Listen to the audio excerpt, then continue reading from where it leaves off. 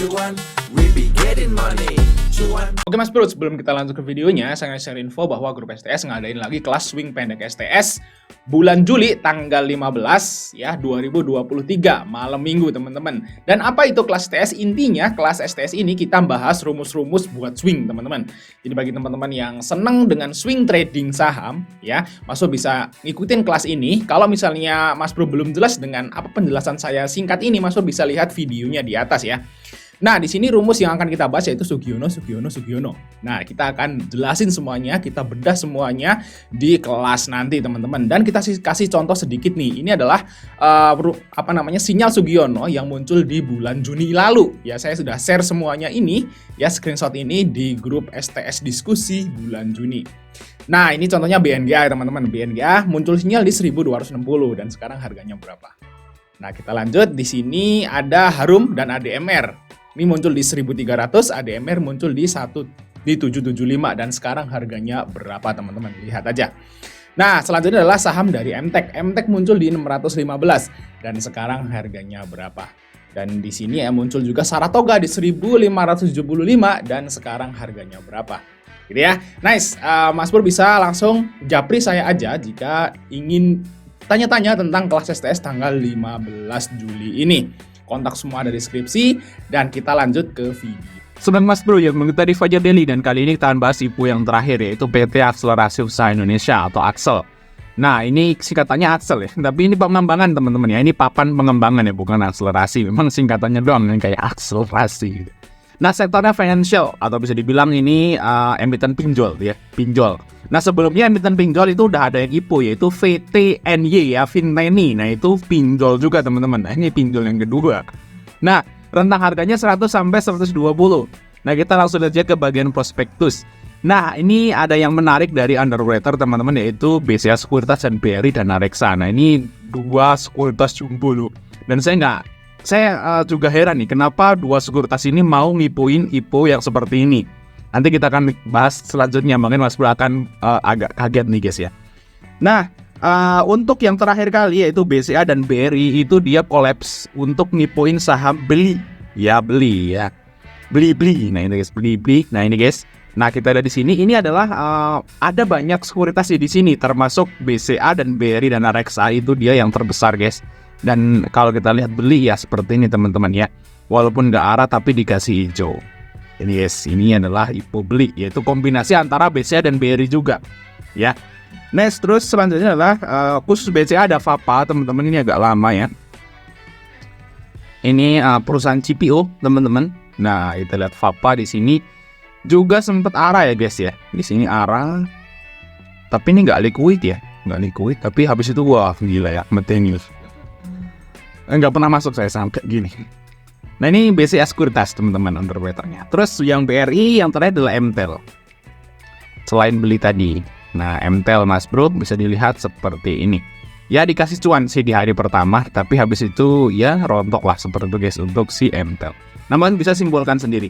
Biasanya BRI dan BCA itu kalau ngipuin saham itu yang jumbo-jumbo. Ya udah ya. FAPA, terus ada beli, ada MTEL gitu kan. Nah, itu jumbo-jumbo. Nah, ini saya heran juga kenapa kedua sekuritas ini barengan ngipuin saham kecil yang rugi gitu ya. Nanti kita akan bahas Mas Bro. Heran aja. Padahal sih ini kecil ya, IPO-nya agak kecil gitu ya. Kenapa harus berdua gitu ya? Wow. Nah, kita lihat ya untuk nomor 14 teman-teman ya. Langsung ke nomor 14, kita cepat aja. Di sini riwayat perseroan. Dan perseroan ini atau PT ini tuh baru teman-teman ya. Didirikan tahun 2019. Nah, belum lama, ini baru. Namanya pinjol kan baru ya. Belum lama gitu.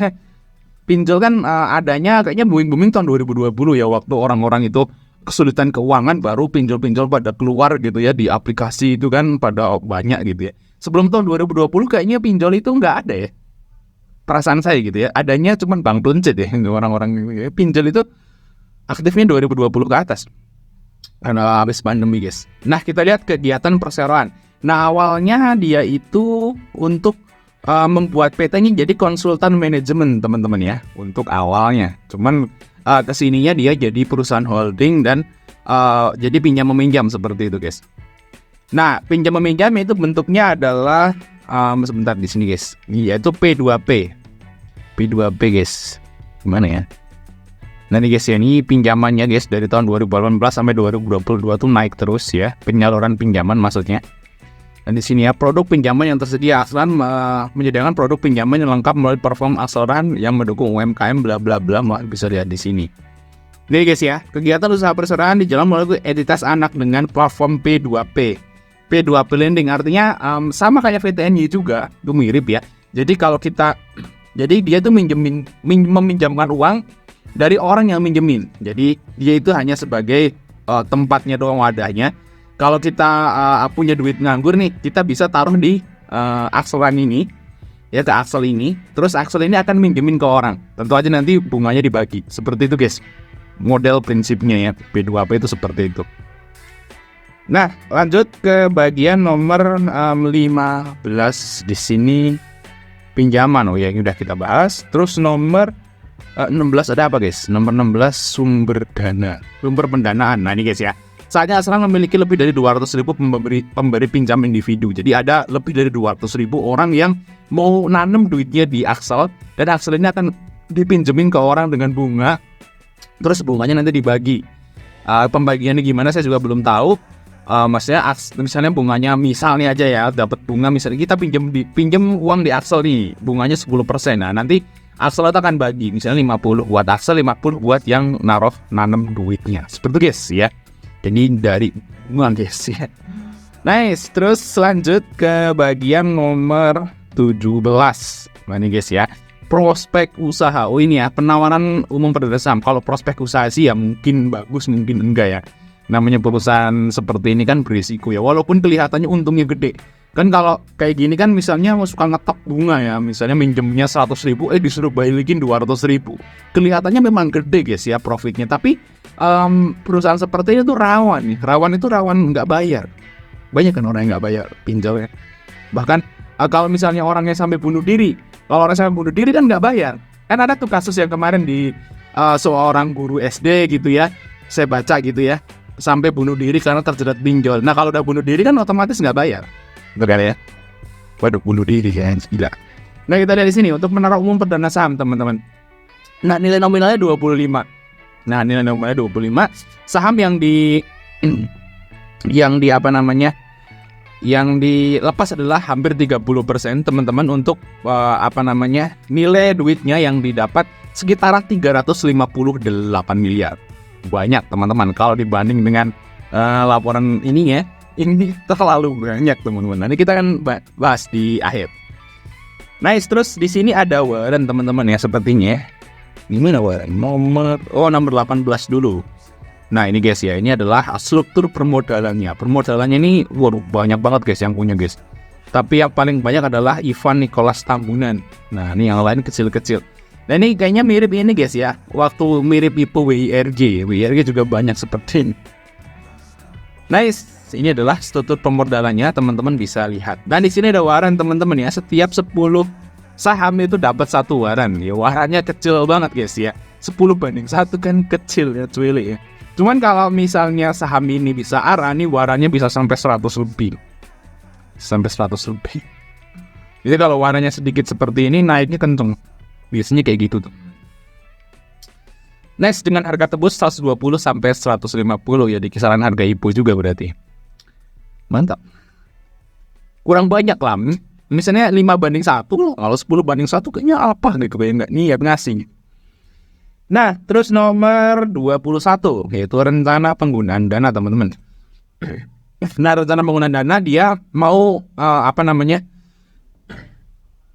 mau akuisisi PIF ya. Ini salah satu platform pinjaman online juga guys. Nah, pembiayaan juga ya, pinjaman juga. Di sini dia mau akuisisi dia gitu ya, senilai 36 miliar sekian dia. Terus sekitaran 200 miliarnya digunakan untuk menyetor modal. Jadinya hampir seluruh dana dari yang didapat dari IPO ini dia buat ngakuisisi PIF, yaitu platform pinjaman yang lain gitu ya. Terus habis diakuisisi dia suntik lagi pakai dana IPO. Seperti itu guys ya. Ya bisa jadi bagus, bisa jadi enggak juga. Kita kan nggak tahu PIF kayak apa gitu kan. Atau bisa juga bisa juga cuman kedok doang. Bisa aja loh. Mengakuisisi kan kita nggak tahu kayak apa. PIF itu punya siapa gitu ya. Terus dia keadaannya gimana. Bisa aja dia udah perusahaan nggak ada gitu ya. Terus dibeli. Kan dibeli kan duitnya diterima oleh PIF. Nah PIF itu orangnya siapa kan kita nggak tahu. Biasa aja orang-orang yang ada di situ. Paham nggak Mas Bro? Bisa aja orang-orang yang ada di struktur pemegang sahamnya Axel tadi, dia punya PIF, terus dia itu dibeli pakai dana IPO, duitnya masuk ke mereka. Jadi istilahnya bisa dibilang mereka pengen exit. Bisa aja. Kita kan berpikir positif juga gitu. Positif apa negatif kalau kayak gitu. Berpikir seperti itu juga bisa aja. Dan buat nyetor modal lagi. Nah berarti emang mereka.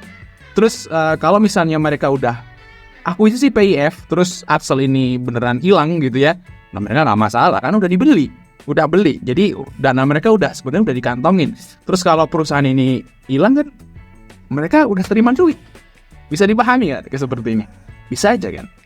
Bisa aja loh seperti itu teman-teman. Oke, terus lanjut nomor 21. Oke, udah ya. Terus laporan nomor 23.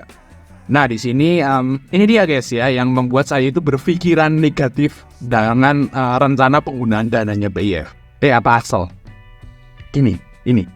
Nah, kalau kita lihat dari awal tahun pembukaan teman-teman. Di sini ya. Nih, ya. Dari awal tahun pembukaan teman-teman. Di sini ini rugi terus.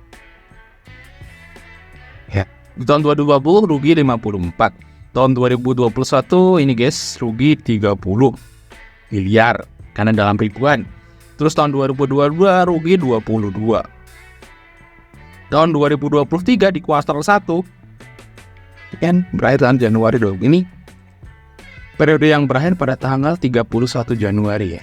Nah, ini masih rugi juga di tahun 2023. Jadi dari berdiri mungkin tahun 2019 tuh rugi terus. Kalau seperti ini kan orang-orang juga yang punya sahamnya juga kan istilahnya ya istilahnya kalau gini lah, kita nyuntik dana di sebuah perusahaan terus rugi terus. Nah, otomatis waduh gimana ya duit gue yang buat nyuntik di perusahaan tersebut. Kalau ada waktu exit, ya dimanfaatin buat exit. Kalau saya sih seperti itu, karena udah berapa tahun tuh rugi. Seperti itu guys ya. Nice, terus lanjut guys, yaitu nomor 24. Nah ini rencana mau bagi dividen loh. Nah ini guys ya. Ya perseran mencatatkan saldo labanya negatif ya. Beneran, kalau rugi terus ya saldo labanya negatif. Dan kalau negatif seperti ini ya nggak mungkin bagi dividen ya. Tapi ya seperti itu teman-teman. Ya nggak mungkin bagi dividen, gimana caranya? Rugi, kan? Dan dia belum pernah bagi dividen semenjak berdiri tahun 2019. Terus nomor 20, nah ini ada pembatasan harus ya. Kalau nggak ada pembatasan mereka langsung buru-buru exit. Nah kita ada di sini ya, pembatasannya itu 8 bulan teman-teman, di lock 8 bulan. Tapi cara ini nggak akan efektif kalau dia cara keluarnya pakai dana ibu tadi yang buat ngakuisisi tadi. Ya enggak? Nice, terus lanjut. Oke, kita lanjut ke nomor 74 yaitu seri saham. Nah, di sini ada seri saham A, B, C, D, E, F, G. Ya, ini guys ya. Mungkin teman-teman bingung nih, apa sih yang bedain? Nah, ternyata di sini udah dikasih tahu guys ya. Nah, Mas bisa baca di sini nomor 75. Nah, ternyata saham yang kode A, B, C, D, E, F, G di sini maksudnya itu kalau likuidasi. Kalau likuidasi itu yang berhak mendapatkan duit pertama itu yang serinya paling atas. Paling atas tuh A, terus B, C, D.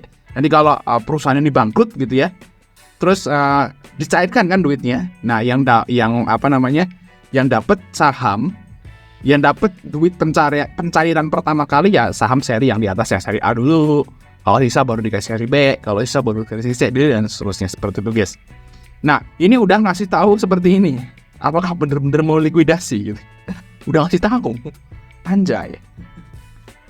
Nggak ada di poin-poin lain nggak ada yang kayak gini teman-teman. Nah ini guys ya, tuh sumber daya manusia karyawannya -6 tuh. Dan malah di tahun 2022 itu berkurang. Wow. 6 dipecat 1 anjay.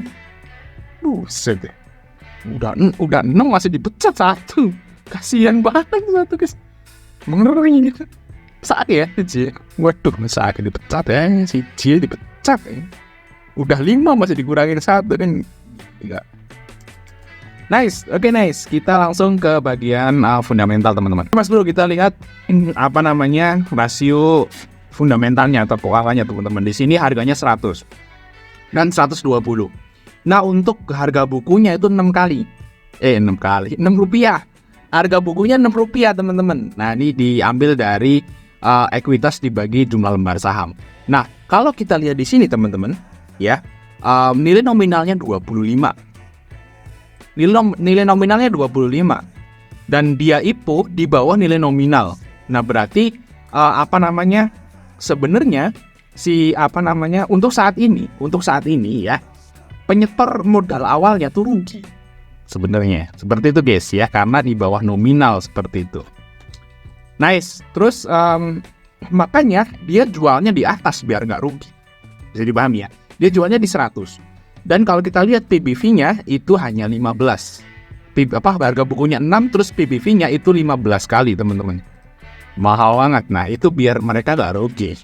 Betul ya. Karena kalau mereka jualnya murah-murah, mereka rugi. Seperti itu guys. Jadi nilai nominal 25, kalau dijual di 100 itu masih untung 75 gitu ya. Dan kenyataannya itu sebenarnya posisinya tuh minus. Dari 25 jadi 6. Seperti itu guys ya. Nice. Terus untuk DR-nya ini ngeri guys ya. Untuk DR-nya ngeri, ini belum saya rubah bentar. Nice. Untuk DR-nya ini ngeri guys. DR-nya lumayan ngeri ya. Itu 156. Tapi kalau perusahaan seperti ini utangnya itu mungkin dari penyetor modal ya. Kayak bank gitulah ya. Ya akan ada P2P lending ya. Jadi ada orang yang menyetor duit untuk dia itu dipinjemin lagi oleh Axel. Dan itu kan dihitungnya hutang. Jadi sebenarnya ya nggak ngeri juga sebenarnya. Ngeri apa nggak? Enggak ya. Harusnya nggak ngeri ya. Karena itu modal seperti itu guys. Terus ROE-nya minus. Namanya juga perusahaan yang masih rugi teman-teman. Nah untuk market cap-nya adalah 731 miliar ya. Kalau dibeli 100. Dan untuk kalau di 120 itu 877 teman-teman. Ini ada yang salah nggak ya guys ya? Profitnya bener, nice. Berarti ini minus guys. Ya masih bener guys. Hitungannya ya masih agak minus gitulah. Nah untuk kita bandingin VTN-nya jelas jauh lebih bagus VTN-nya. Nah untuk kesimpulannya teman-teman, kesimpulannya saya juga agak aneh ya. Kenapa BCA dan BRI itu mau ngipoin saham yang seperti ini? Udah mahal, pula. Terus dia nilai nominalnya juga turun dari nilai nominal. Berarti kan perusahaan itu rugi terus seperti itu. Untuk prospek usahanya juga masih belum jelas. Untuk rencana penggunaan dananya juga ya kalau menurut saya sih belum jelas juga. Apakah BRI dan BCA ini ada hubungan sama IPO perusahaan ini? Jadi kalau misalnya perusahaan ini IPO, kalau misalnya ada hubungan utang, mereka menjadi lunas kan bisa aja.